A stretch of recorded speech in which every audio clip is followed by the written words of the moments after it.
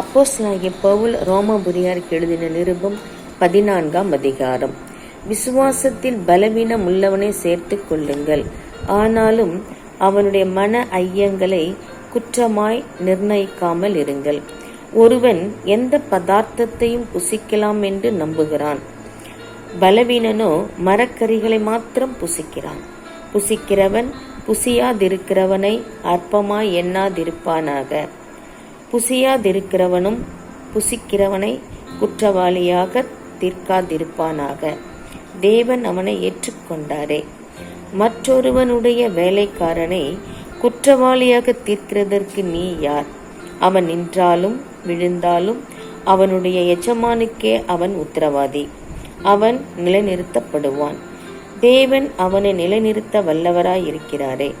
அன்றியும் ஒருவன் ஒரு நாளை மற்றொரு நாளிலும் விசேஷமாக எண்ணுகிறான், வேறொருவன் எல்லா நாட்களையும் சரியாக எண்ணுகிறான்.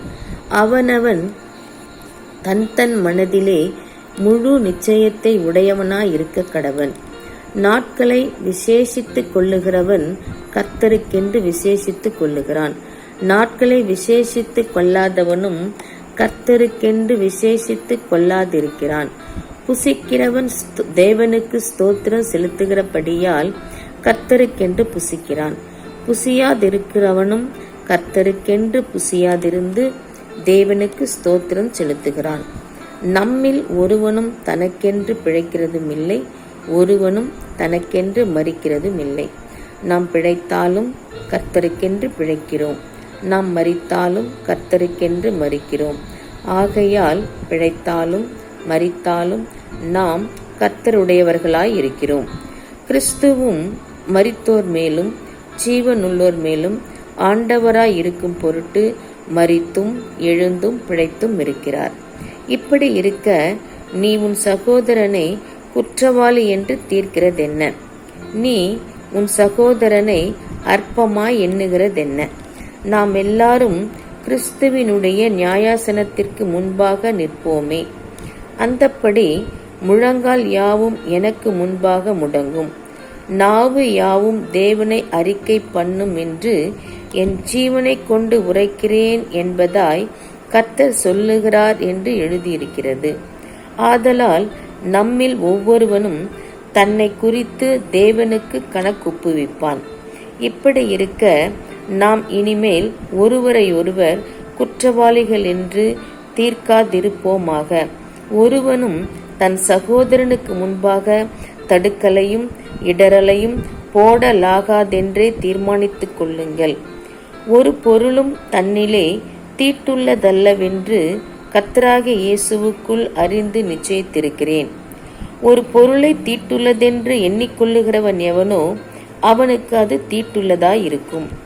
போஜனத்தினாலே உன் சகோதரனுக்கு விசனம் உண்டாக்கினால் நீ அன்பாய் நடக்கிறவன் அல்ல. அவனை உன் போஜனத்தினாலே கெடுக்காதே. கிறிஸ்து அவனுக்காக மரித்தாரே.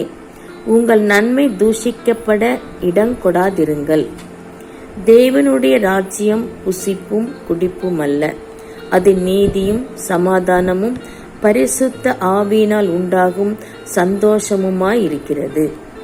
இவைகளிலே கிறிஸ்துவுக்கு ஊழியம் செய்கிறவன் தேவனுக்கு பிரியனும் மனுஷரால் அங்கீகரிக்கப்பட்டவனுமாயிருக்கிறான். ஆனபடியால் சமாதானத்துக்கடுத்தவைகளையும் அந்நியோன்ய பக்தி விருத்தி உண்டாக்கத்தக்கவைகளையும் நாடக்கடவோம். போஜனத்தின் நிமித்தம் தேவனுடைய கிரியையை அழித்து போடாதே. எந்த பதார்த்தமும் சுத்தமுள்ளதுதான், ஆனாலும் இடரல் உண்டாக புசிக்கிறவனுக்கு அது தீமையாயிருக்கும்.